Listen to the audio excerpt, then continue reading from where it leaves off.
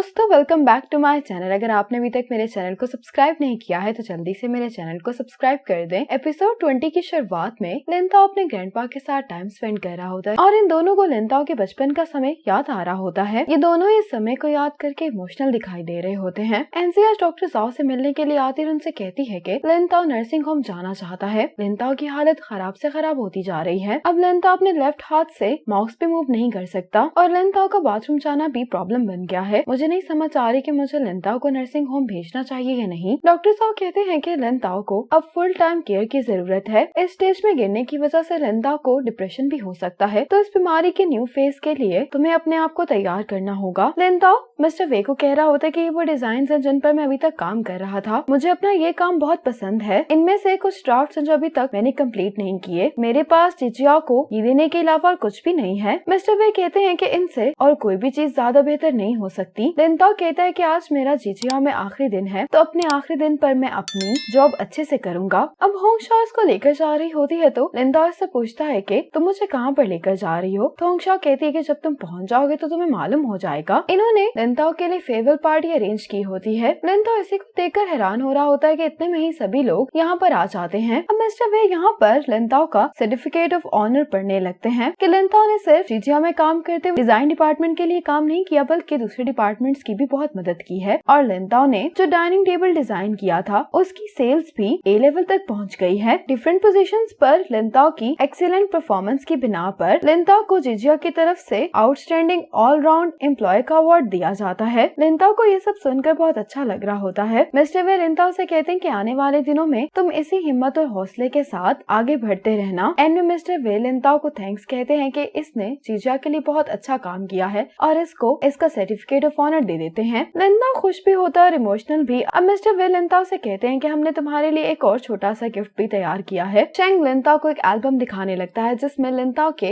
इस ऑफिस में काम करने की पिक्चर्स होती हैं और डिफरेंट पिक्चर्स के नीचे इन्होंने कुछ न कुछ लिखा भी होता है लिनताओ के लिए, जिसको देखकर लिनताओ बहुत खुश दिखाई दे रहा होता है। लिनताओ इन सब लोगों को देखते हुए अपने आप से कह रहा होता है कि मैं तुम लोगों को हमेशा याद रखूंगा। मेरी जिंदगी के सबसे बुरे वक्त पर तुम ही लोगों ने मुझे हौसला दिया है और मुझे सपोर्ट किया है, जिसके कारण मुझे ये बात रियलाइज हुई कि काइंडनेस की पावर हौसले में बदल सकती है। इस सारे टाइम में मेरी टेक केयर करने के लिए तुम सब लोगों का शुक्रिया। मैं उम्मीद करता हूँ कि हमेशा आप लोग हेल्दी और खुश रहेंगे। अब मिस्टर वे लिनताओ को खुद बाहर लेकर आते हैं। लिनताओ मिस्टर वे से कहता है कि आपने मुझे जितने भी टास्क दिए थे वो मैंने कंप्लीट कर लिए हैं। अब मैं आपका असिस्टेंट नहीं रह सकता, इसीलिए मैं रिजाइन कर रहा हूँ। आपके भरोसे और केयर का बहुत शुक्रिया। लिनताओ मिस्टर वे से कहता है कि आप अपनी हेल्थ का ख्याल रखिएगा और कहता है कि मैं हमेशा ही आपका असिस्टेंट रहूंगा। मिस्टर वे भी काफी इमोशनल हो गए होते हैं। कहते हैं कि मैंने तुम्हारा रेजिग्नेशन लेटर अप्रूव कर दिया है। लिनताओ अपने लीडर को गुड बाय कहता है और एनसी लिनताओ को यहाँ से लेकर चली जाती है। इसके बाद एनसी लिनताओ को नर्सिंग होम ले आती है और कहती है कि हम ये ट्राई करते हैं, अगर तुम्हें इसकी आदत ना हुई तो हम वापस घर चले जाएंगे। लिनताओ कहता है कि ठीक है। एनसी लिनताओ से कहती है कि तुम अंकल गाओ से बात करो, मैं पेपर वर्क कम्प्लीट करके आती हूँ। अंकल गाओ लिनताओ से कहते हैं कि तुम्हारी गर्लफ्रेंड बहुत नाइस है, वो नर्सिंग सीखने के लिए यहाँ पर काफी टाइम से काम कर रही है और ऐसा बहुत कम होता है। लिनताओ कहता है कि मुझे तो इस बारे में मालूम भी नहीं था, मैं अपनी गर्लफ्रेंड पर बर्डन बन गया हूँ। अंकल गाओ कहते हैं कि तुम दोनों फैमिली और फैमिली में तो हम एक दूसरे पर बर्डन होते ही हैं। रात में एनसे लिनताओ से कह रही होती है कि मैंने तुम्हारी साइड टेबल पर पानी रख दिया है, अगर तुम्हें किसी चीज की जरूरत हुई तुम केयर गिवर को बता देना। लिनताओ कहते हैं कि ठीक है। अंकल गाओ कहते हैं कि तुम मुझे बता देना अगर तुम्हें किसी चीज की जरूरत हुई। ये एनसी से कहते हैं कि अब तुम जा सकती हो, मैं लिनताओ की अच्छे से टेक केयर करूंगा। एनसी अंकल गाओ को थैंक्स बोलती है। ये लिनताओ से कहती है कि अब मैं जा रही हूँ, मैं कल आऊंगी। लिनताओ कहते हैं कि तुम अपना काम कंप्लीट करके ही आना। एनसी को गुड नाइट बोलकर यहाँ से चली जाती है। अगले सुबह लिनताओ से मिलने के लिए यहाँ पर हिशन और चन आते हैं। हिशन लिनताओ से पूछती कि एनसी कहाँ पर है, तो लिनताओ कहता है कि वो शॉपिंग करने के लिए गई है। हिशन और चन यहाँ पर लिनताओ को नॉर्मल फील करवाने के लिए ऐसे ही इधर उधर की बातें कर रहे होते हैं। अब एनसी लिनताओ के लिए खाना लेकर आती है तो लिनताओ कहता है कि मुझे भूख नहीं लगी है। एनसी इसको कहती है कि तुम थोड़ा सा खा लो, लेकिन लिनताओ कहता है कि नहीं, मेरा दिल नहीं चाह रहा। एनसी इसको कहती है कि क्या तुम यहाँ पर बोर हो रहे हो, तो लिनताओ कहते हैं कि नहीं। इतने में यहाँ पर अंकल गाओ आ जाते हैं। लिनताओ से कहते हैं कि क्या तुम मैच देखना चाहोगे। लिनताओ कहता है कि हाँ। अब अंकल गाओ लिनताओ को मैच दिखाने लगते हैं। एनसी को ये देखकर अच्छा लग रहा होता है कि लिनताओ अब फाइनली अंकल गाओ के साथ मुस्कुरा रहा है। इसके बाद एनसी कैफे से लिनताओ के पास जा रही होती है तो इसको लिनताओ की मॉम की कॉल आती है। एनसी और लिनताओ चन के साथ होम टाउन वापस जा रहे होते हैं और ये तीनों ही काफी ज्यादा दुखी दिखाई दे रहे होते हैं। अब एनसी लिनताओ को हॉस्पिटल ले आती है ग्रैंडपा की डेथ हो गई होती है। लिंता अपने ग्रैंडपा को यूँ देखकर शॉक में दिखाई दे रहा होता है, पूछता है कि आखिर ग्रैंडपा को हुआ क्या है। तो मॉम बताती है कि आज सुबह ग्रैंडपा गेट बॉल खेलते हुए अचानक से बेहोश हो गए थे। ग्रैंडपा को हार्ट प्रॉब्लम थी, लेकिन उन्होंने कभी ये बात तुम्हें नहीं बताई। जब ग्रैंडपा का लास्ट ट्रीटमेंट चल रहा था तो वो बार बार तुम्हारा नाम ले रहे थे। लिंता को ये शौक में देखकर इसके डैड इसके पास आते हैं। लिंता अपने ग्रैंडपा को यूँ देखकर रो रहा होता है। इतने में ही भागता हुआ यहाँ पर ये भी आ जाता है। अब लिंता अपने ग्रैंडपा के घर में मौजूद होता है और इसके पास एक लेटर होता है जो कि ग्रैंडपा ने इसके लिए लिखा होता है। इसको देखते हुए लिंता कहता है कि मुझे लगा था कि इस दुनिया को छोड़कर जाने वाला मैं पहला हूँगा। जब से मुझे अपनी बीमारी के बारे में मालूम हुआ है तब से मैंने न जाने कितनी दफा प्रैक्टिस की है कि मैं आपको आखिरी दफा कैसे गुड बाय कहूँगा, लेकिन इतनी दफा प्रैक्टिस करने के बाद भी मुझे लगता था कि मैं भी तैयार नहीं हूँ। लिंता कहता है कि मैं सोचता था कि मेरी जिंदगी लंबी होगी, लेकिन मैंने ये नहीं सोचा था कि मुझे इतनी जल्दी मौत का सामना करना पड़ेगा। लिंता अपने ग्रैंडपा से कहता है कि मेरे पास भी कम ही वक्त बचा है, तो आप मेरा इंतजार कीजिएगा। अब हम एक दूसरे से हेवन में ही मिलेंगे। आज लिंता की मॉम इसके पास होती है। लिंता जैसे ही देखता है कि यहाँ पर एनजी आ गई है तो ये अपनी आंखें बंद कर लेता है। एनजी लिंता की मॉम से पूछती है कि इसने कुछ भी नहीं खाया, तो मॉम कहती है कि ये बस सोए जा रहा है। एनजी लिंता को जगाती है लेकिन ये नहीं उठता, तो ये लिंता की मॉम से कहती है कि हम इसे कुछ टाइम के लिए सोने देते हैं। मॉम कहती है कि मैं लिंता के साथ यहीं पर रुकूंगी, तुम वापस जाकर रेस्ट कर लो। लिंता के डैड हॉस्पिटल गए हैं। एनजी कहती कि मुझे भी हॉस्पिटल जाना है, इसलिए तब तक आप लिंता का ख्याल रखिएगा। ये कहकर एनजी यहाँ से चली जाती है। मॉम के यहाँ से जाते ही लिंता अपनी आंखें खोल लेता है। ग्रैंडपा के जाने की वजह से लिंता बहुत ज्यादा अपसेट होता है। एनजी हॉस्पिटल आ जाती है।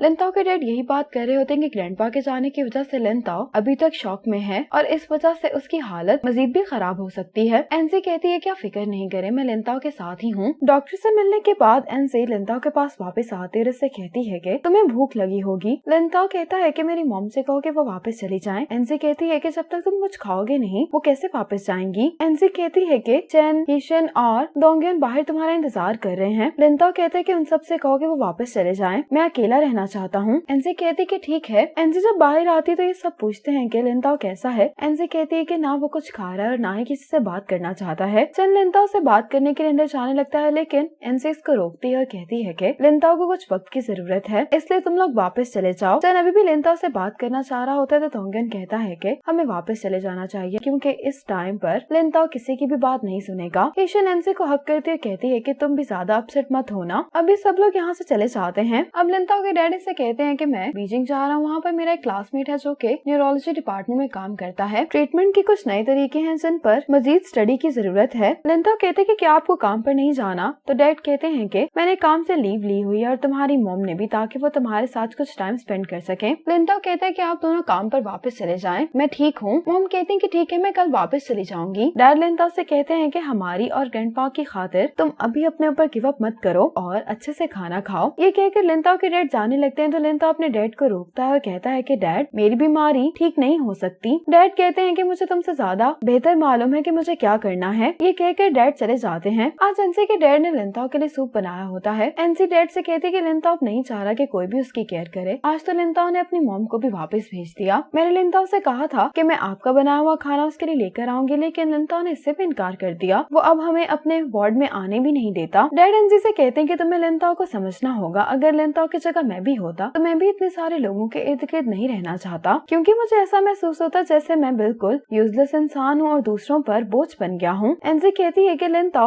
रियलिटी कब एक्सेप्ट करेगा। डैड कहते हैं कि रियलिटी को एक्सेप्ट करना आसान होता है, लेकिन उसको फेस करना उतना ही मुश्किल होता है। एनसी कहती है कि मैं हर रोज अपने आप से कहती हूँ कि मुझे हिम्मत नहीं हारनी और ना ही मुझे अपसेट होना है, लेकिन जब मैं हर रोज लिंता की हालत को खराब होते हुए देखती हूँ तो मैं और भी ज्यादा अपसेट हो जाती हूँ। जब भी मुझे कोई कॉल आती है तो मैं डर जाती हूँ कि कहीं लिंता को कहीं कुछ हो ना गया हो। डैड कहते हैं कि मुझे सच बताओ, क्या तुम्हें अब पछतावा हो रहा है। तो एनसी कहती कि नहीं। डैड कहते हैं कि अगर तुम्हें पछतावा नहीं हो रहा तो फिर तुमने सही फैसला किया है, तुमने जो भी चूज किया है तुम्हें उसके लिए मेहनत करनी होगी। डैड कहते हैं कि जब मैंने तुम्हें रोकने की कोशिश की थी तो तुमने मेरी बात नहीं सुनी थी, लेकिन अब अगर तुम भागना चाह रही हो तो मैं तुम्हें इसकी इजाजत नहीं दूंगा। एनसी अपने डैड से कहती है कि आप फिक्र नहीं करें, हम कभी नहीं भागेंगे। अब एनसी जब नर्सिंग होम आती है तो यानी से पूछती है कि लिंता तुम्हारे साथ क्यों नहीं आया। एनसी कहती है कि क्या वो अंदर नहीं है। यन कहती है कि आज तो मुझे वो यहाँ पर कहीं नजर ही नहीं आया, तो मुझे लगा कि वो तुम्हारे साथ कहीं बाहर गया हुआ है। ये सुनते ही एनसी बहुत परेशान हो जाती है और रूम में देखने के लिए आती है तो लिंता यहाँ पर नहीं होता। इसी मोमेंट पर एपिसोड 20 खत्म हो जाती है।